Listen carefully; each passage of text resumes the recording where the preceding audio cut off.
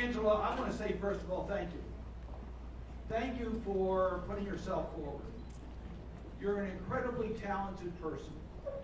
There's a lot of ways you can serve your community. Choosing to run for public office is not the easiest way to do it. You give up an awful lot to serve. And there are ways that you could do and carry out your passion and still preserve a lot more of your privacy and family time, etc. But you've chosen the harder course because you know you can make a major difference. We have talked about how it's so important for us to preserve the majority in the Senate. That's absolutely true. We are talking about the Supreme Court. We are talking about democracy. We are talking about women's right of choice. We are talking about protecting labor rights and unions. So much is involved in making sure that Chris Van Hollen's the chairman, and by the way, you also did chair in the next Congress. The Senate has some numbers work out, so we all become chair. It's great. But we have to make sure that happens. But your talent is needed in the United States Senate.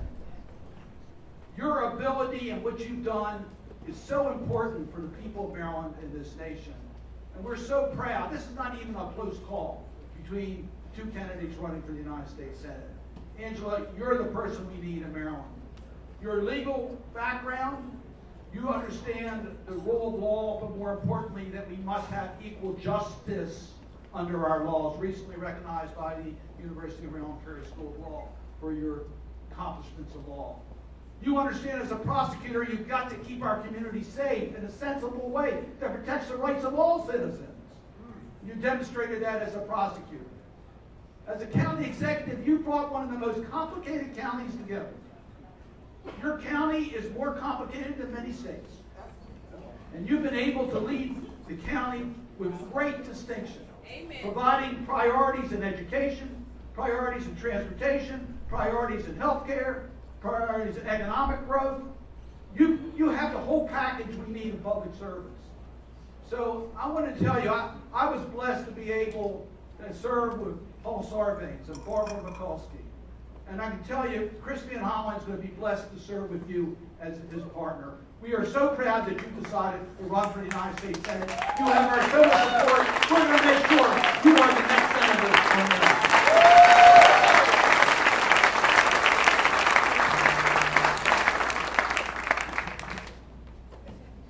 Can I get an amen? Amen. Yes.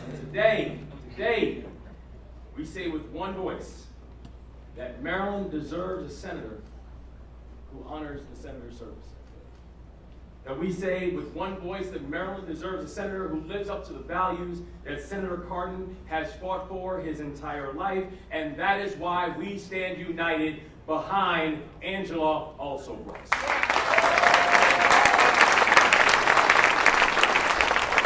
So before I talk about our friend Angela, I do want to say a few words about our friend David Trone. Because David fought hard. He ran a strong campaign. And I'm proud to call David a partner inside this work. Congressman Trone is willing to stand in unity behind his former opponent today because he understands his opponent is not his enemy. And this is a person who is committed to making our communities, our society, and our neighborhoods better and stronger. And that doesn't tell you everything you need to know about who he is. But it does tell you everything about the commitment to service that he has. So I've said it before, and again, I just want to say, Congressman Trone, we give thanks for you. We're grateful for your leadership, for what you continue to do, and we know that our partnership is just beginning, my friend. God bless you, and thank you so much.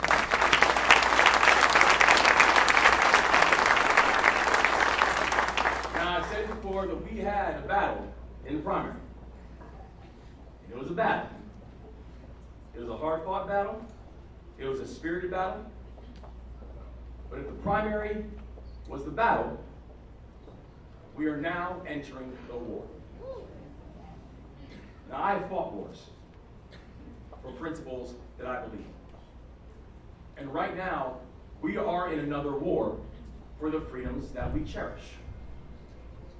We're fighting for the freedom to vote and know that the results of our elections should be respected. We're fighting to make sure that we have the freedom to study and celebrate our history and know that our history will not be silenced nor banned. We're fighting for freedoms to have control over our own bodies and that abortion is health care and no one should be able to say anything different in the state of Maryland. We're fighting for the freedom to have economic mobility and to pass something off to your children besides debt. We're fighting for the freedom to be able to feel safe in your own community and in your own skin. And knowing that passing common sense gun laws and supporting the brave men and women in law enforcement do not have to be at odds, that we can do both.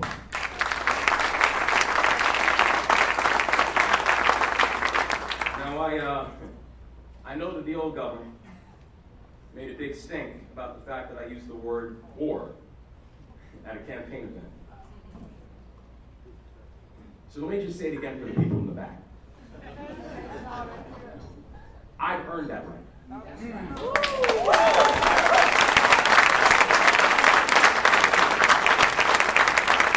And I know the difference between battles and wars.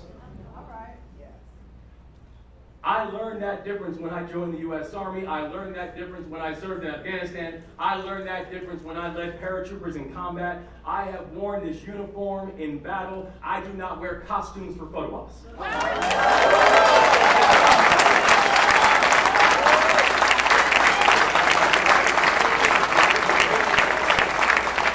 fact, let's be clear.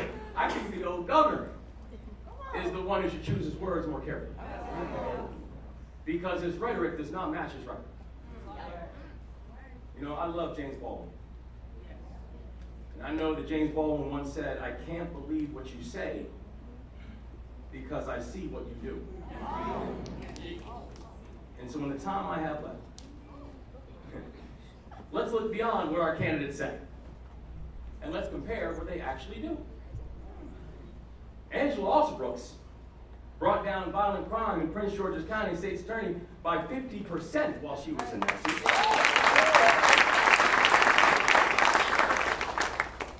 Larry Hogan presided over 8 straight years in Baltimore City where we saw 300 plus homicides. He didn't put a single real solution in place apart from urging and demanding that the General Assembly do more. And now he's presenting a 10-point platitude that he now says is going to help fight violent crime in our society.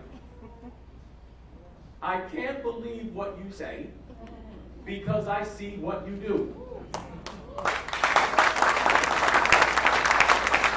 Angela Alsobrooks has partnered with village elders and lawmakers and helped to build an education system that prioritizes teachers and parents and students.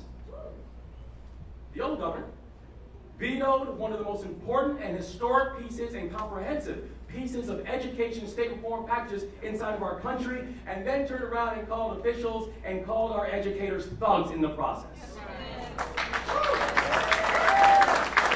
I can't believe what you say because I see what you do.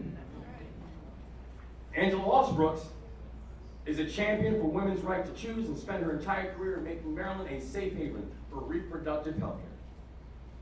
The old governor vetoed legislation to protect abortion access in Maryland, undermining the ability for Maryland women to control their own bodies, and he withheld millions of dollars in support of reproductive health care that I had to release on my first day of office.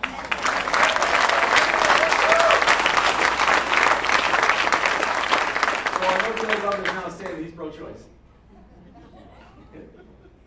But James, please tell us one more time. I cannot believe what you say because I see what you do.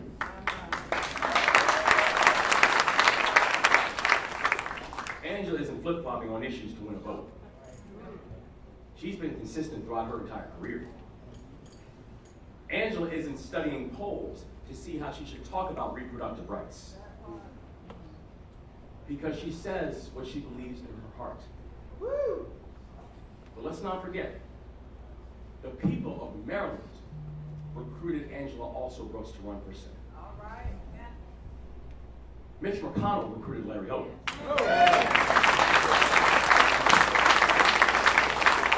In the choice in November, this thing is not only clear, it's not close. So Democrats, we have a chance to make history in November. But not just the history of electing the first African-American female to the Senate in the history of our state.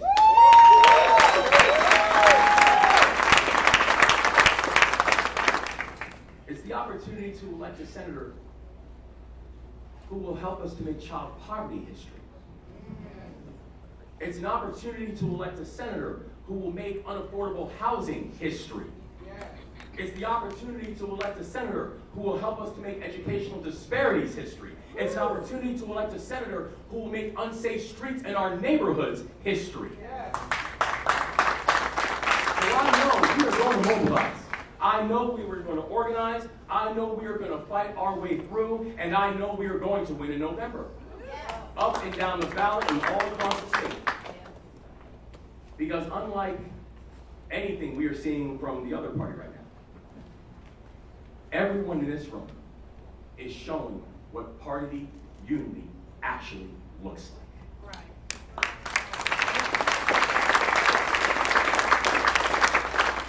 Guys, if we stand divided, we cannot lose.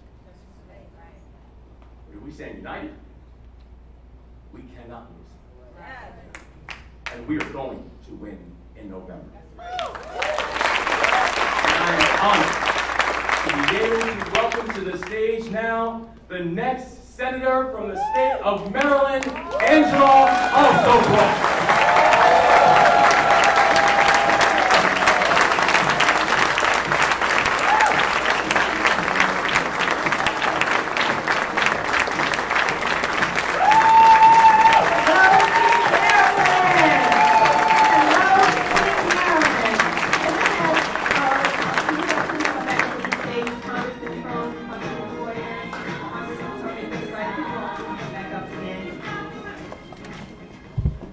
I want to begin today can we just once again salute a person who has shown himself yet again today to be a tremendous statesman, our Congressman David Trone. Can we give him a true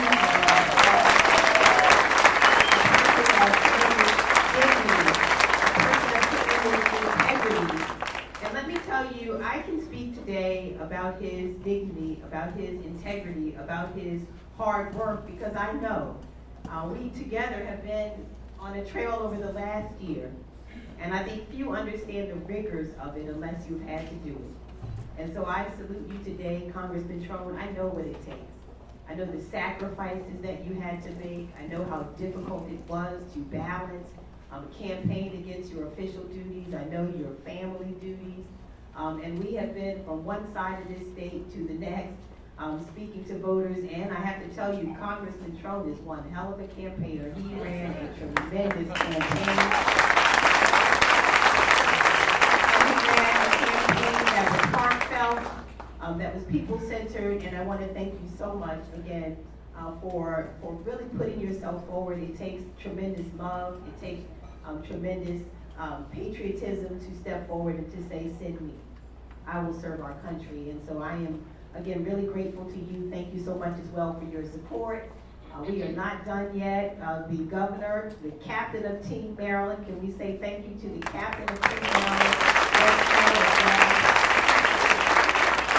He is already, because he's able to, describe this as a war that we are in together, but I know, again, together we will be successful. And so I wanted to say thank you again to Congressman Trone, as well to Senator Ben Cardin. Can we thank him also for his legacy of service to the district of Maryland, and also Senator Van Hollen also for continuing the tradition of outstanding representation in our state. Let me tell you, Maryland is so fortunate. We are so fortunate. We have a legacy of such strong and incredible leadership in this state. Not only Senators Ben Cardin and Senator Van Hollen, but what about the super bad Senator Barbara Mikulski?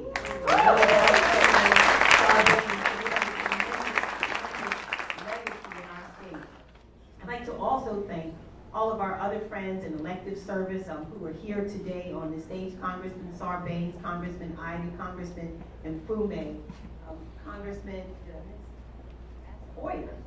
Did I ever forget the name Congressman Hoyer? Thank you so much to them and all of my other friends in elective service who are here today, and all of those who step forward during this election season again to offer yourselves in service. I know how much it takes, and what all of the dedicated public servants who are here know, and again what Congressman Trone knows, what every candidate who took part in the primary knows, and what Senators Cardin and Van Hollen have experienced, is that public service is tough. They know the resolve it takes to step into the arena. They are familiar with the demands of exchanging and debating ideas. They understand the possibility of feeling alone when stepping up to the challenge while others criticize from the sidelines.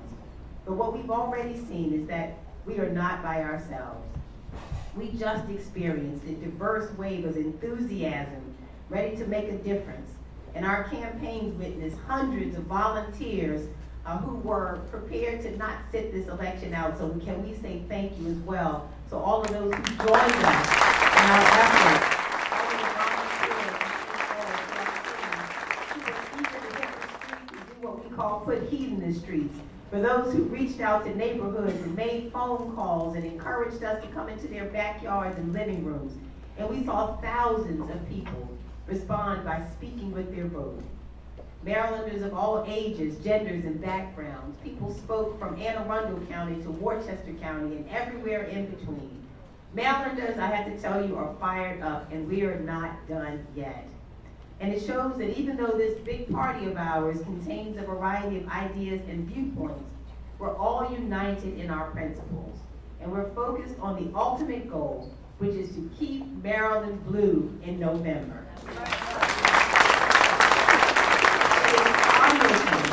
Because we see young students who are struggling with the rising cost of college, the ones I've had an opportunity to speak with, who said to me so clearly, we want to make sure that the Democratic Party doesn't just talk to us about lower inflation and talk to us about low unemployment when we are not sure whether we can even afford the cost of rent when we graduate from college. We want a party that understands, and they know that the Democratic Party does understand the struggles of this economy. We talked to seniors all along the way. I've spoken to our seniors who are fighting against the effects of inflation and the expense of prescription drugs. We know that families are falling behind in our economy, and they believe that it doesn't work for all of us, the ones who've gone to the grocery store, who now understand that grapes are $9, and the seniors who are like my parents, who are making difficult decisions every day. We encounter citizens who feel disillusioned by politicians who will claim, as our governor has already said, to support one thing while doing another. We've met people who felt isolated by representation that plays games instead of presenting solutions. And we empathize with individuals who feel out of place in a society which forces intolerance, and who have made it bolder and bolder, who have emboldened intolerance. We know that we must do better, because as Dr. King said, we are all tied in a single garment of destiny. And so we strengthen our resolve to let those people know that there is a place for them in our party and in our nation's future. And that's why I am so proud to be a part of Team Maryland. This is the team that is full of passion. It is the team that we need to get closer to our goal. It is the team that understands that this election is about the future. It is about the future. It is about the kind of Maryland that we will build for our children and for our families. It is about the kind of country that we will live in. And there's an old African proverb that says, a boat doesn't go forward if each person is rowing their own way. So we may debate ideas, but we do it to find solutions. We may have differences on details, but we have one direction. And as I've gone across the state, I've heard the stories of those who have experienced so much. I've met seniors like my father who thought he had retired, but who's back at work to cover the cost of medication and groceries. I've heard so many different versions of the same story from residents who, like so many young families, have to find a way to stretch a dollar. The young father who told me, it's just hard to get ahead. I saved a little money, he said, to take my family on vacation this summer, and then my son broke his arm, and the copay was $1,200. It's so hard for some to get ahead and who have to make decisions about how to save money, but also stretching it so that their kids can go on a class trip or the team sport that they love so much. I've heard from patients, like a woman who told me in the rural part of the state that her husband was diagnosed with prostate cancer and said he had to wait 9 months to see a specialist. Those who are struggling to have the health care that they need and access to the health care they need. I've talked to health care providers who worry that political games in Washington will prevent them from giving their patients medically necessary care. And I have sat with women all across Maryland, and let me tell you, not just women, but I have also talked to men who fear that politicians will take away the fundamental right of a woman to have the privacy and the freedom to make decisions about their own bodies. People who fear like I do for my daughter who just turned 19 and who is inheriting a world right now where she has fewer rights than her mother and grandmother, who may have to decide where to live in the country based on where you may have privacy and freedom. And let's be clear, we've already heard from Larry Hogan, who said what? One, that he understood so clearly about all of this, he said, because he said he understands how emotional this issue is for the ladies. And we tried to tell Larry Hogan we don't need any help with our emotions, none whatsoever. Furthermore, we need him and all of these politicians to get out of the examination room.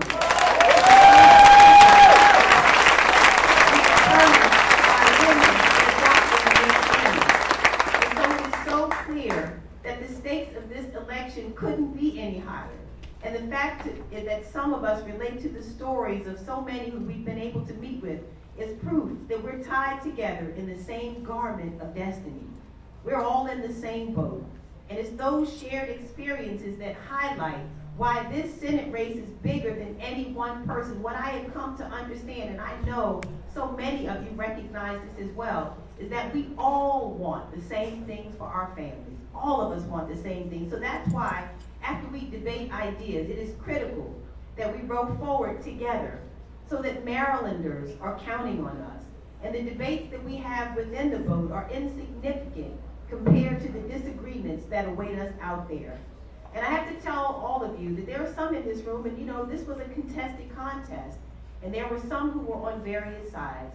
And I have to say to all of you, I look so forward to working with those who were with us and who were able to support us, and those who were not. Those who had disagreements and concerns, I'm here to hear them. We're in this together to make sure that, again, we bring together an agenda that serves every one of our families, that answers all of our concerns. We know that there are some who are looking at us now and saying, well, Maryland is reliably blue, so why don't we focus our attention elsewhere? Well, we know that Maryland has been a blue state, but it's blue because of the work that we have done. And it will only stay blue if we continue putting in the work. It won't stay blue, believe it, on its own, because we do face some stiff headwinds. And while we're working on solutions, we face an opposition that wants to roll us backwards. Be so clear about it. And so despite what Larry Hogan claims, we know that what he has done is a different story. Larry Hogan is a lifelong Republican, and he said it. You heard him. He was questioned. They said, will you vote with your caucus? He said, absolutely. I am a Republican. And he is now tied to a party led by Mitch McConnell and Donald Trump. He's in Donald Trump's Republican Party, the one that wants to roll us backwards. And they know that this seat will determine the control of the Senate. They would unite to continue rolling back voting rights. They would work together to divert investment from our communities, the ones who need it most. They would continue constructing an economy that works for the top and ignores working class families. They would team up to restrict the freedom to choose, which is in line with Larry Hogan's body of work. And in one of his last acts as a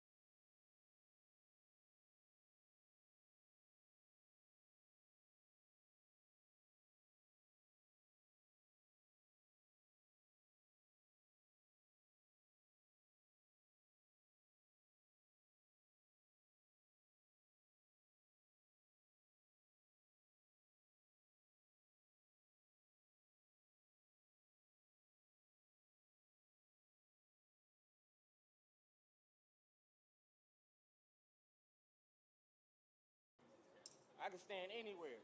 We get it. We got. Then we don't have nothing to talk about. Okay. But I still wanted to say good morning. I love you too. It ain't nothing personal. It's strictly business. I'm happy she has a sense of love, though. I ain't got nothing but love. What's up, Todd? My man, how you doing? So you just Baby. See this? We suited and booted, baby. and it'll See you later, B. okay. Thank you.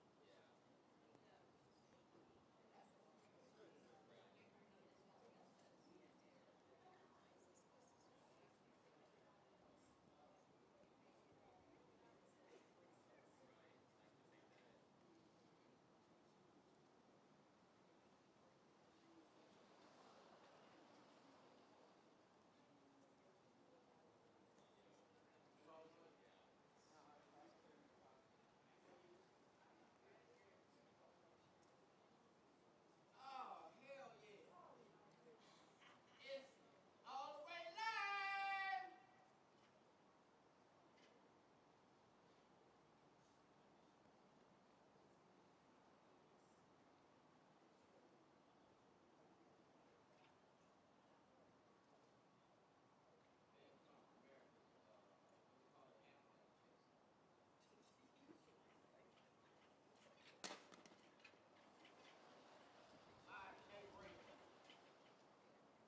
Hey, Ben! Hey, Benjamin! Because I can. Because I can. Because I can. You know who I am back there. All right, Mr. Davis, I finally get to meet you on my ass.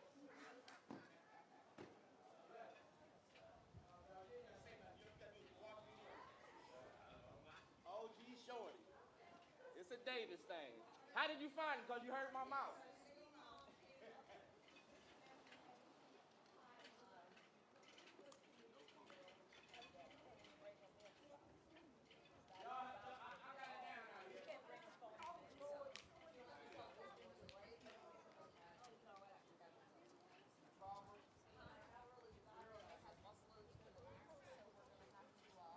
Hey, lady. How you doing?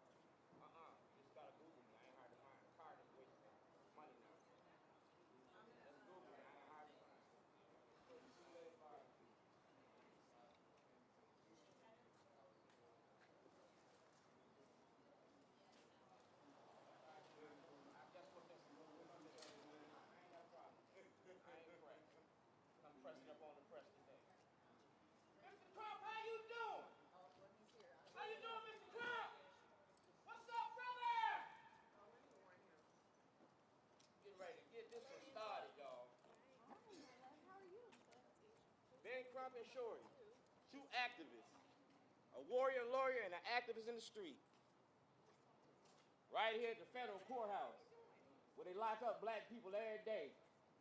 Now we're supposed to care about one. You got the haves versus the have-nots, and that's where we at. I represent the have-nots. This is Mr. Crump. This is Mr. Crump. He flew in here yesterday. You keep talking. I ain't gonna stop you from talking because you really don't want to talk to me. So you go ahead on that cell phone because you can't take it in the courthouse. You gotta leave it out here. And Marilyn Mosby don't need you. Let welfare people. Talking about too many black people going to jail, and this is just one. Judicial system is Jim Crow 2024. Racism don't work without black cooperation, and that's where we get about now. How you doing? No, we ain't even gonna do that. Malcolm X said, "Don't be friends with your enemies."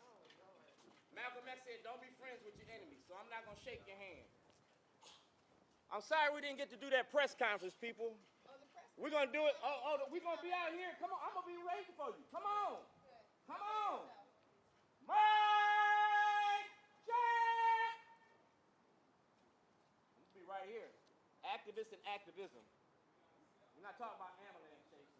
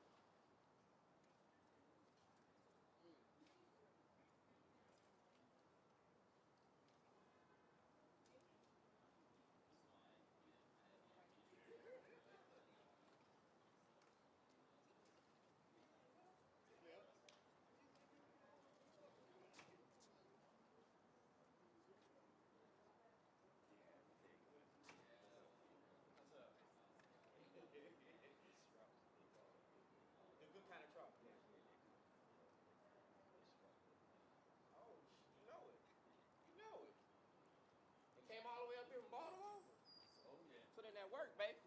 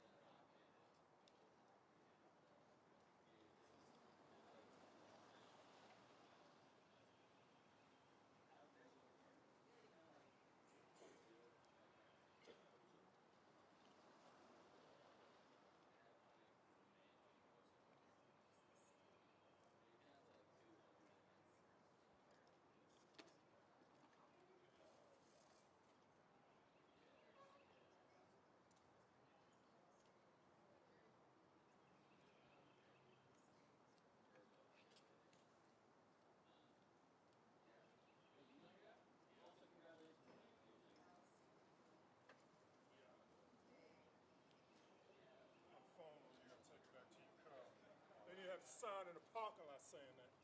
Once you get all up to the courthouse, tell you that.